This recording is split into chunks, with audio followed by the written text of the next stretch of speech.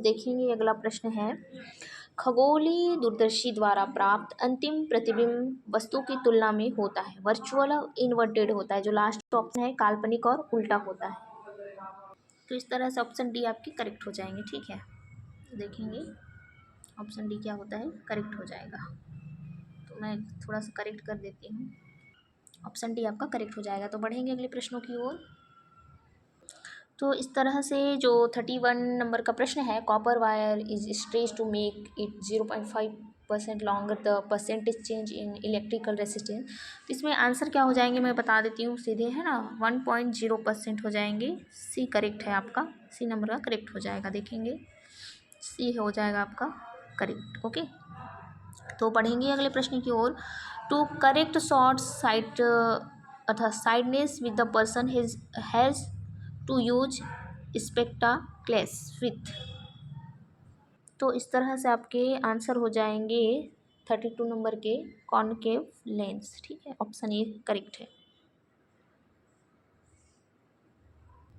तो इस तरह से 33 नंबर का जो प्रश्न है, इसमें क्या दिया है, इन गिवन सर्किट 5 ओम 10 ओम और इधर है 15 ओम। तो ये पूरा जोड़ के हो जाएगा 30 ओम, और ये 30 ओम तो बचा 30 डिवाइड करते हैं 30 से 30 को, तो बचा 1 हमारे पास। ठीक है, एंड ID एक्रोस 5 इसमें दिया हुआ है, हाँ सॉरी, इसमें 5 दिया हुआ है ना, 5 मल्टीप्लाई बाई 1 तो 5 वोल्ट हो जाना चाहिए इसका आंसर, है ना। तो देखिए मैं 5 वोल्ट ही लगा रही हूँ। तो यदि इसमें 15 दिया होता तो आंसर 15 वोल्ट होता। ऑप्शन ए मेरे को लग रहा है करेक्ट। देखते हैं व्यापम बी लेता है कि नहीं। अभी फ़िलहाल के लिए हम ए ही लेंगे, तो ध्यान रहे ए लगा रही हूँ मैं। ठीक,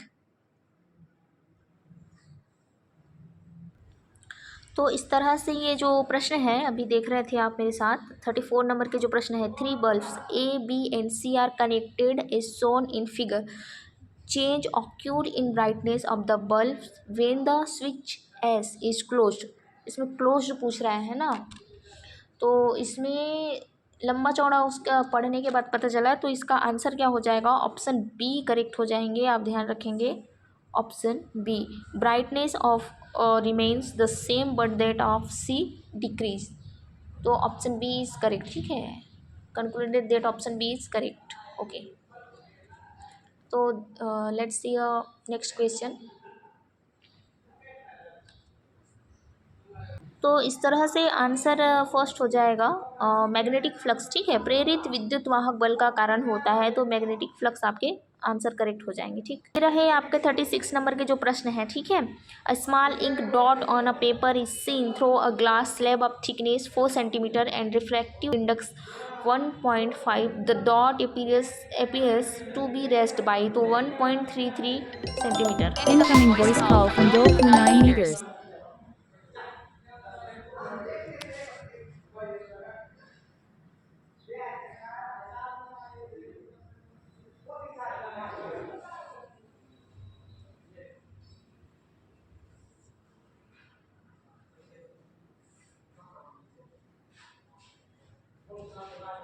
सो इस तरह से ऑप्शन डी आपके करेक्ट हो जाते हैं। ठीक है, सॉरी बीच में कॉल आ गई थी, कॉल अटेंड करने के चक्कर में यदि रिकॉर्ड हो गई होगी तो माफ़ करेंगे।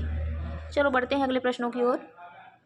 तो इस तरह से जो 37 नंबर के प्रश्न है, ठीक है, the value of angle of dip at magnetic poles and at magnetic equator are. तो इस तरह से इसके जो आंसर हो जाएंगे 90 डिग्री एंड 0। ठीक है, ऑप्शन बी आपके करेक्ट हैं। तो अगला प्रश्न है, इस तरह से देखेंगे, विच of the following is weekly repelled by a magnetic field.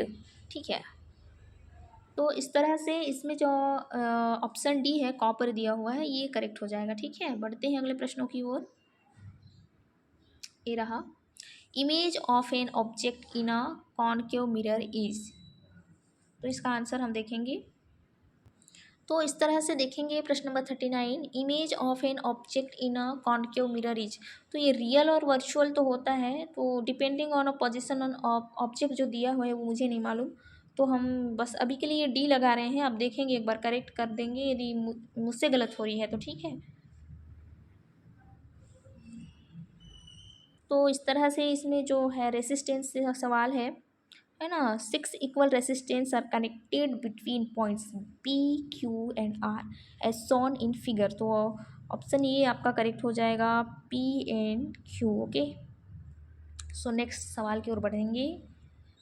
Among following statements true statement are. तो इस तरह से आप पढ़ लेंगे इसको थोड़े से, है ना। जो 41 नंबर के प्रश्न है, मुझे लग रहा है ये बोनस मार्किंग आ जाना चाहिए। चलो छोड़ते हैं ये प्रश्न को, ठीक है। अभी आप हम क्या करता है देखते हैं इसको। So let's see other question 42 number. Among following reaction the irreversible, ठीक है, ये रिविसिबल नहीं होगा, रिएक्शन इज। तो इसमें ऑप्शन बी आपके करेक्ट हो जाएंगे, calcium carbonate. Okay, and calcium वाला जो ऑप्शन है, ऑप्शन बी है। इसमें कार्बन डाइऑक्साइड जो लास्ट में बनेगा, ऑप्शन बी आपके करेक्ट है, ठीक है। ओके, सो अगला क्वेश्चन है 43। द्वितीय आवर्त में लिथियम से फ्लोरीन तक तदनुसार घटता है, ठीक है। चलो हिंदी में भी देख लेते हैं ना।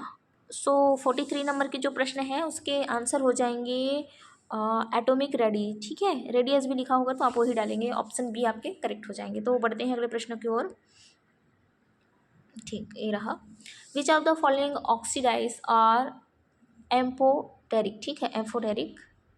सो इसका आंसर हो जाएगा एल्यूमिनियम ट्राईऑक्साइड। इस 43 नंबर में है, जो मतलब 44 का जो क्वेश्चन है, तो ऑप्शन सी करेक्ट हो जाएगा। ओके, सो इसमें है 45 नंबर के जो प्रश्न है, इसमें आपका ऑप्शन बी करेक्ट हो जाएगा, chlorine minus ion greater than H2, ठीक है। इसमें ऋण आयन में है, उसके बाद ग्रेटर देन है पोटेशियम आयन प्लस, इसके बाद greater than calcium 2 plus ion. तो ऑप्शन बी आपके करेक्ट हो जाएंगे, ठीक।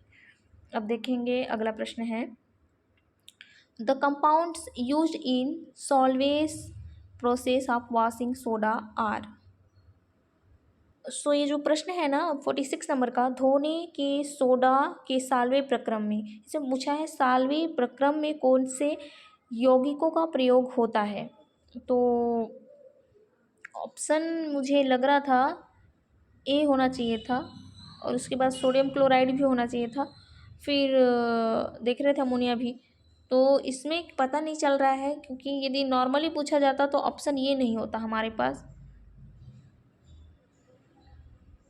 सोडियम बाइकार्बोनेट इस तरह से होना चाहिए था, तो कि ऑप्शन में है नहीं। तो हम ये जो प्रश्न है इसको क्या कर रहे हैं, ठीक, इस प्रश्न को हम छोड़ रहे हैं, ठीक है। तो डाउट है मुझे इस क्वेश्चन पे, छोड़ेंगे इसको।